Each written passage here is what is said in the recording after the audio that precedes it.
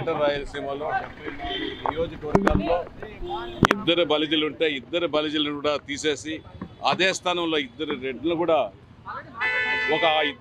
కూడా ఒక గ్రానైట్ వ్యాపారి అతను గ్రానైట్లో దోచుకొని ఒంగోలులో చీమకుర్తిలో దోచుకుంటున్నాడు.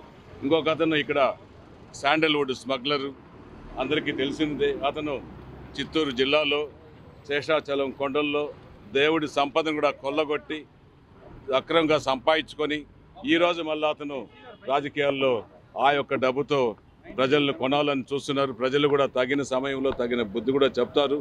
ఆ 2 స్థానాల్లో కూడా ఇద్దరు రెడ్లు నియమించడం జరిగింది. ముఖ్యంగా అదేవిధంగా రాజ్యసభ కూడా అదేవిధంగా జరిగింది. ఒక రెడ్డి బలిజ ఎస్సీ ఇస్తామని చెప్పడం జరిగింది. ఆఖరిలో బలిజలను కూడా తీసేసి అదే స్థానంలో ఇద్దరు రెడ్లు కూడా నియమించడం జరిగిందనేసి కూడా తెలియజేస్తున్నాం. ఎందుకంటే బలిజలు, కాపులు, తూర్పు కాపులు అంటే వైఎస్ఆర్ కాంగ్రెస్ పార్టీ అధ్యక్షుడికి పట్టదు. వాళ్ళ దగ్గర ఉండే కోటగిరి కూడా బలిజలు వైఎస్ఆర్సీపీకి ఓటేరు, జనసేనకే ఓటేస్తారని వాళ్ళే చెప్పి మమ్మల్ని అంతా కూడా ఇంటికి పంపించేశారు. అదే దానికోసం చెప్తున్నాను. జనసేన అధ్యక్షుడు తిరుపతి నుంచి పోటీ చేయమని మాకు ఇంతవరకు చెప్పలేదు. నేను పార్టీలో జనసేన సిద్ధాంతాలు నచ్చి నేను జనసేనలో చేరుతున్నా.